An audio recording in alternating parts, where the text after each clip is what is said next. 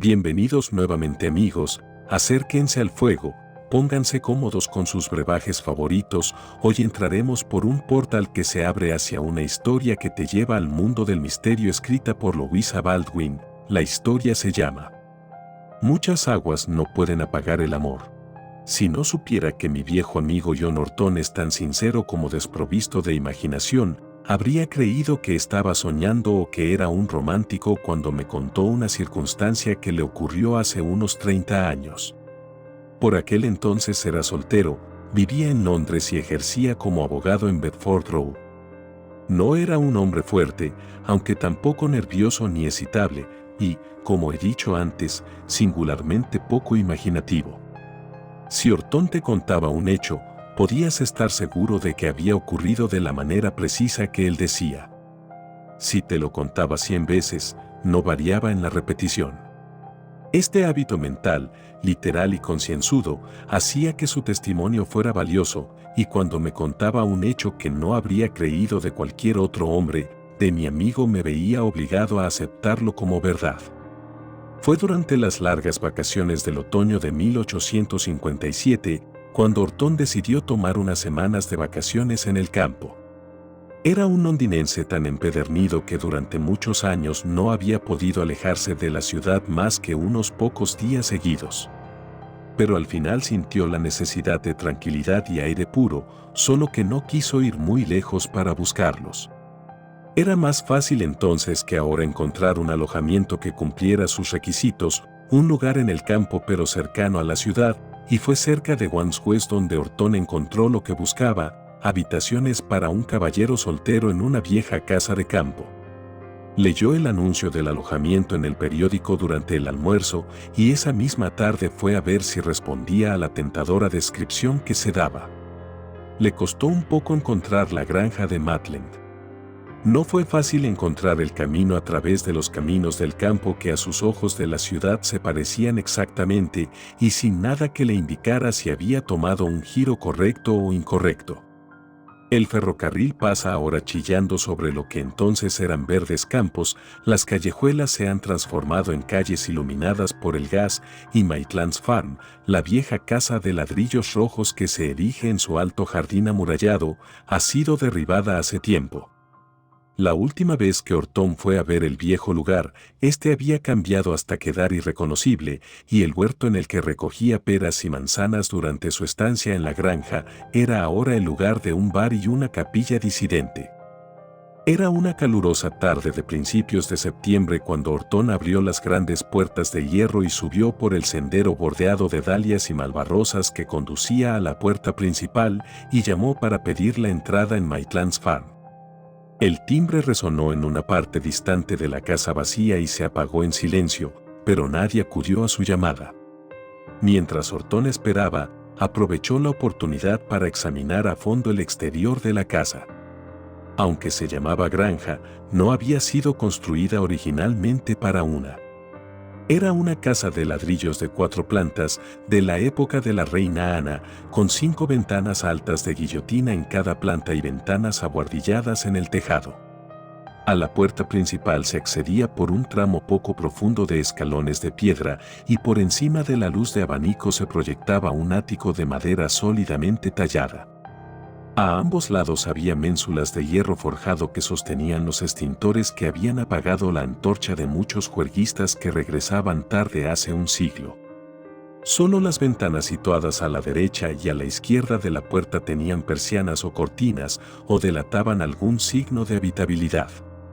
Esas son las habitaciones que se alquilan, me pregunto cuál es el dormitorio, pensó mi amigo mientras tocaba el timbre por segunda vez. Enseguida oyó el sonido de unos pasos que se acercaban, se produjo un gran tirón de cerrojos y, tras un último forcejeo con la oxidada cerradura, la puerta fue abierta por una anciana de aspecto severo y despreocupado.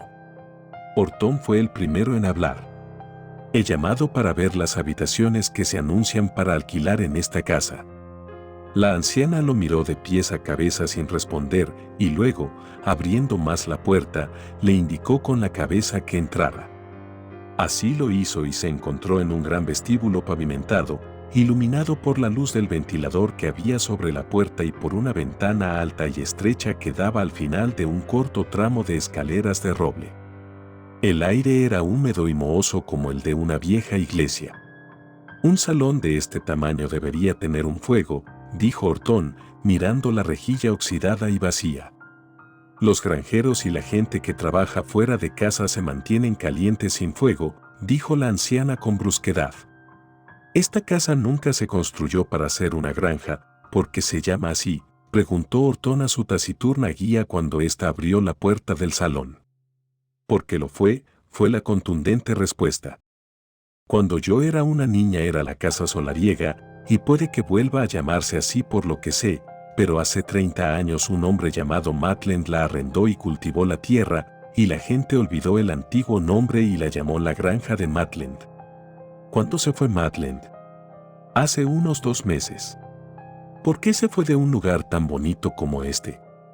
Es usted muy aficionado a hacer preguntas, comentó la anciana con sorna. Se fue por 2 buenas razones. Su contrato de arrendamiento había terminado y su familia era numerosa. Tenía 9 hijos, desde una niña de 22 años hasta un niño de 4. Su mujer y él pensaron que lo mejor era llevárselos a Australia, donde hay sitio para todos. Estaban contentos de ir, todos menos la mayor, Esther, y casi se le rompió el corazón por ello. Pero entonces tuvo que dejar a su novio detrás de ella. Es un joven que trabaja en una granja lechera cerca de aquí, y aunque va a seguirla y casarse con ella dentro de 12 meses, ella no hizo más que lamentarse, como si lo dejara del todo. Ah, sí, dijo Orton, que no podía entrar fácilmente en detalles sobre personas que no conocía. Así que este es el salón, es grande y aireado, y tiene tantos muebles como los que necesita un hombre solo. Ahora muéstreme el dormitorio, por favor. Sígame arriba, señor, y la anciana le precedió lentamente por la escalera de roble y abrió la puerta de la habitación trasera del primer piso. Entonces, ¿el dormitorio que alquila no está sobre el salón? No, la habitación delantera es mía y la contigua es de mi hijo. Está fuera todo el día en su trabajo, pero duerme aquí y sobre todo me hace compañía por la noche. Yo estoy solo aquí todo el día cuidando de la casa y si se queda con las habitaciones, yo mismo cocinaré para usted y le atenderé. A Orton le gustó el aspecto del dormitorio. Era grande y aireado, con pocos muebles, aparte de una cama y una cómoda.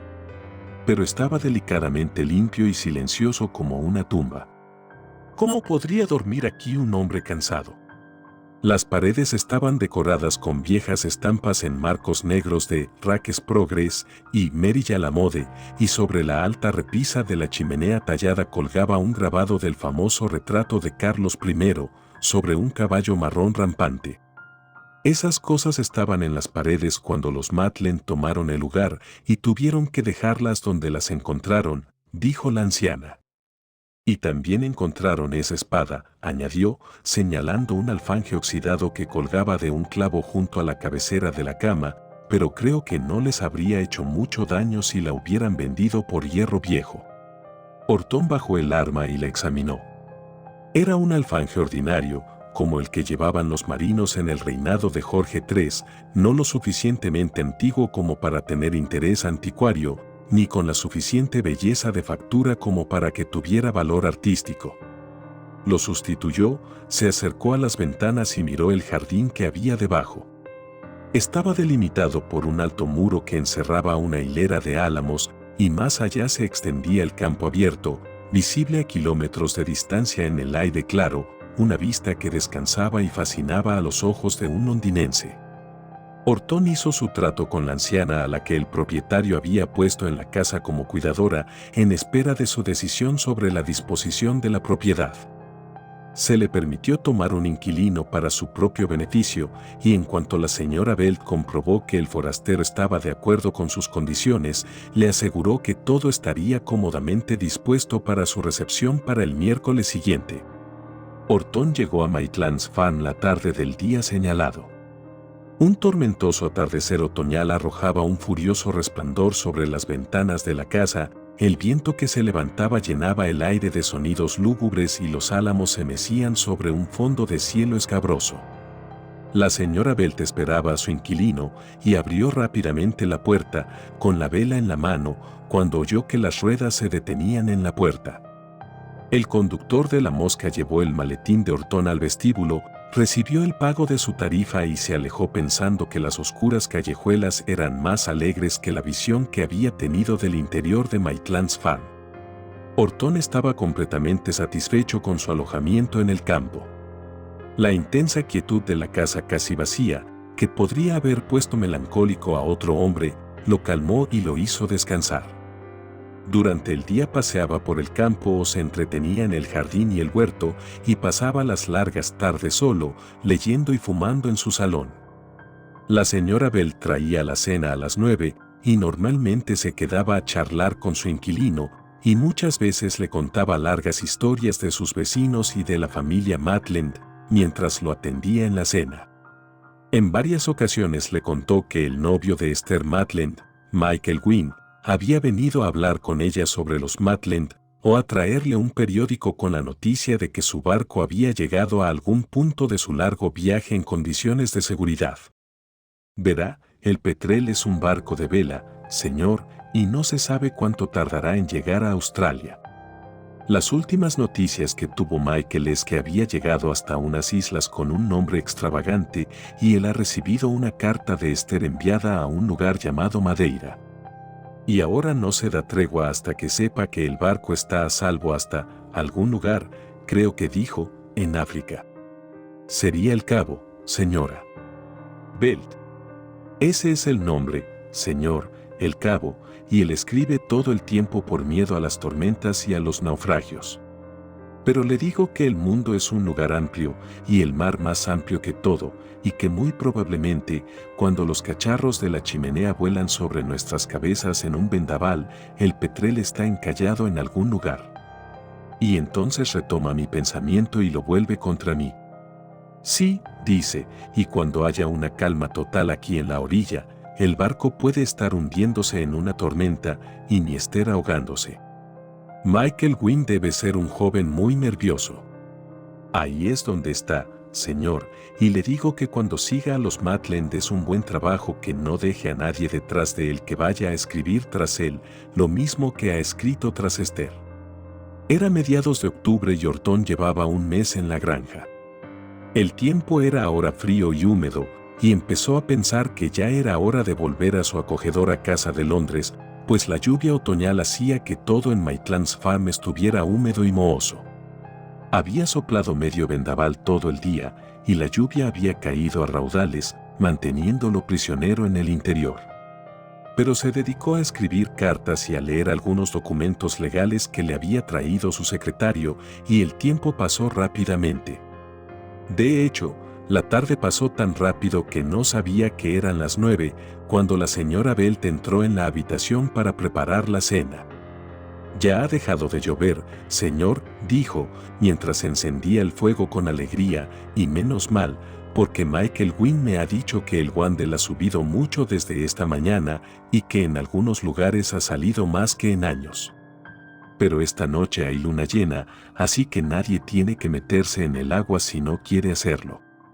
Orton tenía la cabeza demasiado ocupada con una complicada cuestión legal como para prestar mucha atención a la señora Belt, y la anciana, al ver que él no estaba de humor para conversar, no dijo nada más. A las 10:30 le llevó a su inquilino un poco de licor y agua caliente, y la vela de su habitación, y le deseó buenas noches. Orton se sentó a leer durante un rato, y luego hizo una anotación en su diario sobre un día del que no había absolutamente nada que registrar, encendió su vela y subió al piso de arriba. Estoy familiarizado con el orden preciso de cada circunstancia insignificante. Mi amigo me ha contado muchas veces los sucesos de aquella noche, y nunca con el más mínimo añadido u omisión en el relato. Era su costumbre, la última cosa de la noche, subir las persianas. Miró por la ventana, y aunque la luna estaba llena, las nubes aún no se habían dispersado, y su luz era irregular y oscura. Faltaban 20 minutos para las 12 cuando apagó la vela junto a su cama. Todo era propicio para el descanso. Estaba cansado y la casa profundamente silenciosa. La lluvia había cesado, el viento se había reducido a un suspiro, y le parecía que en cuanto su cabeza presionaba la almohada se hundía en un sueño sin sueños. Poco después de las 2, Orton se despertó súbitamente, pasando instantáneamente del sueño profundo a la posesión de todas las facultades en un grado exacerbado, y con una insoportable sensación de miedo que pesaba sobre él como 1000 pesadillas. Se levantó y miró a su alrededor. La transpiración brotaba de su frente y su corazón latía hasta la asfixia. Estaba convencido de que lo había despertado un ruido extraño y terrible que había estremecido las profundidades del sueño y temía inexpresablemente que se repitiera. La habitación estaba inundada por la luz de la luna que se colaba por las estrechas ventanas que yacían como láminas de plata fundida en el suelo y los álamos del jardín proyectaban sombras trémulas en el techo. Entonces Orton oyó en el silencio de la casa un sonido que no era el gemido del viento, ni el susurro de los árboles, ni ningún otro sonido que hubiera oído antes. Claro y nítido, como si estuviera en la habitación con él, oyó una voz de llanto y lamento, con una pena más que humana en el grito, de modo que le pareció que escuchaba el lamento de un alma perdida. Se levantó de un salto, encendió una cerilla y prendió la vela, y tomando el alfanje que colgaba junto a la cama, abrió la puerta para escuchar. En lo que respecta a todos los sonidos ordinarios, la casa estaba silenciosa como la muerte y la luz de la luna entraba por la ventana de la escalera en un torrente de luz pálida. Pero el sonido sobrenatural del llanto, que estremecía el corazón y el alma, procedía del vestíbulo de abajo, y Orton bajó las escaleras hasta el rellano del primer piso. Allí, en el escalón más bajo, una mujer estaba sentada con la cabeza inclinada, el rostro oculto entre las manos, meciéndose de un lado a otro en medio de un dolor extremo. La luz de la luna caía de lleno sobre ella, y él vio que solo estaba parcialmente vestida y que su cabello oscuro yacía confuso sobre sus hombros desnudos. «¿Quién eres y qué te pasa?», dijo Orton, y su voz temblorosa resonó en la casa silenciosa. Pero ella no se movió ni habló, ni disminuyó su llanto. Bajó lentamente la escalera iluminada por la luna hasta que solo hubo 4 escalones entre él y la mujer. Un miedo mortal se apoderó de él. «Habla, si eres un ser vivo», gritó. La figura se levantó en toda su altura, se volvió y se enfrentó a él durante un momento que pareció una eternidad, y se abalanzó de lleno sobre la punta del alfanje que Orton presentó involuntariamente. Mientras la forma impalpable se deslizaba por la hoja del arma, una ola de frío pareció invadirlo, y cayó desmayado en la escalera. No pudo saber cuánto tiempo permaneció insensible. Cuando volvió en sí y abrió los ojos, la luna se había puesto, y caminó a tientas en la oscuridad hasta su habitación, donde la vela se había consumido. Cuando Orton bajó a desayunar, parecía haber estado enfermo durante un mes y sus manos temblaban como las de un borracho. En cualquier otro momento a la señora Belt le habría llamado la atención su aspecto, pero esta mañana estaba demasiado excitada por unas malas noticias que había oído, como para fijarse en si su inquilino tenía buen aspecto o estaba enfermo. Orton le preguntó cómo había dormido, pues si no había oído los terribles ruidos que lo despertaron, aún le parecía imposible no haber escuchado su fuerte caída en la escalera. La señora Belt contestó, con cierto asombro por la preocupación de su inquilino por su bienestar, que nunca había pasado una noche mejor, pues había sido tan tranquila después de la caída del viento. Pero, su hijo pensó que la casa estaba tranquila, ¿durmió también?, preguntó Orton con afán febril. La señora Belt ansiaba dar las malas noticias a su inquilino, y comentando que tenía otra cosa que hacer que preguntar a la gente cómo dormía por las noches, dijo que un vecino acababa de decirle que Michael Wynne se había caído al Wandel durante la noche, nadie sabía cómo, y se había ahogado, y que estaban llevando su cuerpo a casa en ese momento. «Qué terrible golpe para su novia», dijo Orton, muy conmocionado. «Sí, es una bonita noticia para enviarle cuando espera ver pronto al pobre Michael en persona». «Señora Belt, ¿Tiene algún retrato de Esther Madeleine que pueda mostrarme? He oído el nombre de la chica tantas veces que tengo curiosidad por saber cómo es. Y la anciana se retiró a buscar entre sus tesoros una pequeña fotografía en cristal que Esther le había regalado antes de marcharse. La señora Belt regresó, puliendo el cuadro con su delantal.